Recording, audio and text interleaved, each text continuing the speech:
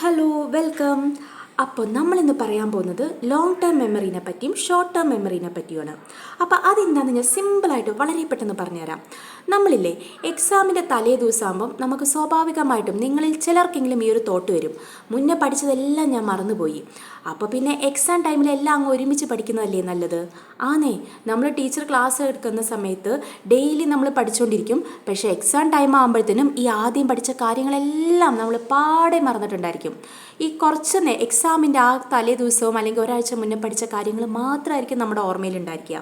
അപ്പം നമ്മൾ സ്വാഭാവികമായിട്ടും അങ്ങനെ തിങ്ക് ചെയ്യും. നിങ്ങൾ തെറ്റ് പറഞ്ഞിട്ട് കാര്യമില്ല. അപ്പോൾ നമ്മൾ എന്ത് തിങ്ക് ചെയ്യും? മുന്നേ പഠിച്ചതൊന്നും ഓർമ്മയില്ല, എന്നാൽ പിന്നെ എന്തിനാ നേരത്തെ കുട്ടി പഠിക്കുന്നത്?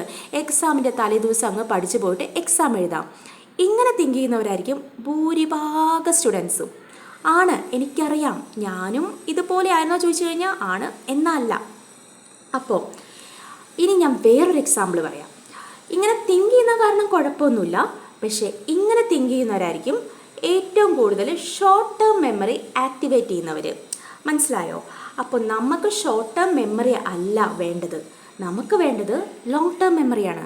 അപ്പോൾ എങ്ങനെ നിങ്ങളുടെ ലോങ് ടേം മെമ്മറി നമുക്ക് കൂട്ടിയെടുക്കാം എന്ന് നോക്കാം. അതിനൊരു സിമ്പിൾ എക്സാമ്പിൾ ഞാൻ പറഞ്ഞു തരാം. ദേണ്ടേ ഈ ഗ്രാഫ് നോക്കിക്കേ. ഇതിലിപ്പോൾ ഇത് നിങ്ങളുടെ ഫസ്റ്റ് ഡേ ഓഫ് സ്കൂളാണ്. നിങ്ങൾ ക്ലാസ്സിൽ ആദ്യത്തെ ഡേ 1 പോകുമ്പോൾ നിങ്ങളുടെ ടീച്ചർ പറയുന്ന കാര്യങ്ങളെല്ലാം നിങ്ങളുടെ തലയിലുണ്ടായിരിക്കും. അത് കഴിഞ്ഞിട്ട് ഒരു ഡേ 30 ഒക്കെ ആകുമ്പോഴത്തേനും ഈ ഒരു കാര്യം 100% 50% ആയിട്ട് കുറഞ്ഞിട്ടുണ്ടായിരിക്കും.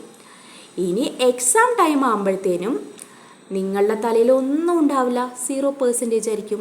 സോ ഇങ്ങനെയുള്ള ആൾക്കാരായിരിക്കും, അല്ലെങ്കിൽ ഇങ്ങനെ തിങ്ക് ചെയ്യുന്ന ആൾക്കാരായിരിക്കും ഷോർട്ട് ടേം മെമ്മറിക്കാർ. ഇവരെന്ത് ചെയ്യും? എക്സാമിൻ്റെ തലേ ദിവസം പഠിച്ചിട്ട് അങ്ങ് പോയിട്ട് എക്സാം എഴുതും. അത് ആ എക്സാം ദിവസം മാത്രമേ അവരുടെ ഓർമ്മയിൽ ഉണ്ടാവുള്ളൂ. അത് കഴിഞ്ഞ് കഴിഞ്ഞാൽ അത് ഡിലീറ്റ്. നേരെ മറിച്ച് ലോങ് ടേം മെമ്മറിക്കാർ എന്ത് ചെയ്യും എന്നറിയോ? They are brilliant peoples. അവരെന്ത് ചെയ്യും ചോദിച്ചു കഴിഞ്ഞാൽ ഒരു ഫസ്റ്റ് ഡേ 100% അവർക്ക് ഓർമ്മയുണ്ടാകും. അത് കഴിഞ്ഞ് ഒരു ഡേ 30 ഒക്കെ ആകുമ്പോഴത്തേനും ഇവരുടെ ഓർമ്മ പതുക്കെ കുറഞ്ഞു തുടങ്ങും. പക്ഷെ എന്ത് ചെയ്യും? അവർ വീണ്ടും ആ പോർഷൻസ് റിവൈസ് ചെയ്തുകൊണ്ടിരിക്കും. റിവൈസ് ചെയ്ത് എക്സാം ടൈം ആകുമ്പോഴത്തേനും വീണ്ടും എന്താ 100% അവരുടെ ഓർമ്മയിൽ അത് നിൽക്കും. ഇങ്ങനെയുള്ളവരാണ് ലോങ് ടേം മെമ്മറിക്കാർ. അപ്പോൾ നമുക്ക് സ്റ്റുഡൻസിന് ഏറ്റവും നല്ലത് ഷോർട്ട് ടേം മെമ്മറി അല്ലടാ, സ്റ്റുഡൻസിന് ഏറ്റവും നല്ലത് ലോങ് ടേം മെമ്മറിയാണ്. അതായത് നിങ്ങൾ എപ്പോഴും ഡെയിലി പഠിക്കുന്നത് തെറ്റല്ല. നമ്മൾ ഡെയിലി പഠിക്കുക, ഒരു 30 days ഒക്കെ ആകുമ്പോഴത്തേനും അതെന്ത് ചെയ്യുക? റിക്കോൾ ചെയ്ത് റിവൈസ് ചെയ്ത് പോയിക്കൊണ്ടേയിരിക്കുക. അങ്ങനെ ചെയ്യുമ്പോഴേ ഒരു ഗുണമുണ്ട്. എന്നാണെന്നറിയോ? നിങ്ങൾ ഈ ഫസ്റ്റ് ഒരു 30 days കഴിഞ്ഞ് ഇത് നിങ്ങൾ റിവൈസ് ചെയ്യുവാണ്. 30 days നിങ്ങൾ എടുക്കണ്ട. ആദ്യത്തെ ഒരു ഡേ 1 കഴിഞ്ഞിട്ട് ഒരു 15 days കഴിഞ്ഞിട്ട് നിങ്ങൾ പഠിച്ച കാര്യം റിവൈസ് ചെയ്യുവാണ്. അപ്പം നിങ്ങളൊരു 1 hour എടുത്തു റിവൈസ് ചെയ്യാൻ. സത്യം പറഞ്ഞാൽ അത്രയൊന്നും ആവശ്യമില്ല. അത് കഴിഞ്ഞിട്ട് വീണ്ടും ഒരു 50 daysലോട്ട് പോകേണ്ട, ഒരു 10 days കഴിഞ്ഞ് നിങ്ങൾ റിവൈസ് ചെയ്ത് കഴിഞ്ഞാൽ നിങ്ങൾ 1 hour പോലും എടുക്കത്തില്ല.